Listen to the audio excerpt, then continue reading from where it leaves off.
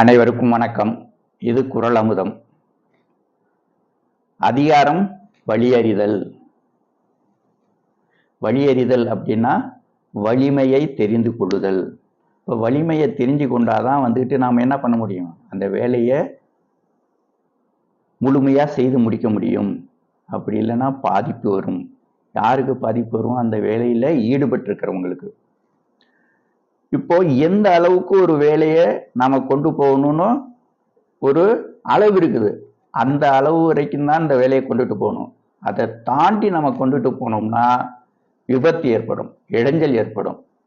இப்போ அதை தான் வள்ளுவர் சொல்றாரு, ஒரு மரத்துல நுனி கிளைக்கு ஏறியாச்சு, அதையும் தாண்டி மீறி ஏறி போனோம்னா என்ன ஆகும்?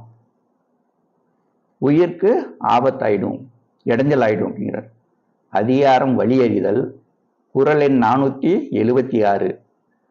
நுனிக்கொம்பர் ஏறினார், நுனிக்கொம்பர் ஏறினார், அஃது இறந்து ஊக்கின் உயிர்க்கு இறுதியாகிவிடும். நுனிக்கொம்பர் ஏறினார். ஒரு மரத்துல நுனி கிளைக்கு ஏறியாச்சு, நுனிக்கொம்பர் ஏறினார். ஒரு மரத்தின் நுனி கிளைக்கு ஏறியாச்சு. அஃது இறந்து, அந்த நுனி கிளையை தாண்டி, அஃது இறந்து அந்த நுனி கிளையை தாண்டி, அஃது இறந்து ஊக்கின், அதை தாண்டி மீண்டும் நாம் போறதுக்கு முயற்சி பண்ணோம்னா உயிர்க்கு இறுதியாகிவிடும். நம்ம உயிருக்கு இறுதியாகிவிடும்.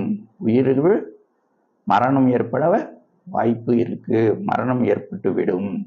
வள்ளுவர் என்ன சொல்றாரு? வழியறிதல் அதிகாரம் 476 குறள் எண். நுனிக்கொம்பர் ஏறினார், அஃது இறந்து ஊக்கின், அதையும் தாண்டி மறுபடியும் ஊக்கத்தோட போனா என்ன ஆகும்? உயிர்க்கு இறுதியாகிவிடும். மீண்டும் ஒரு குறளோடு சந்திப்போம்.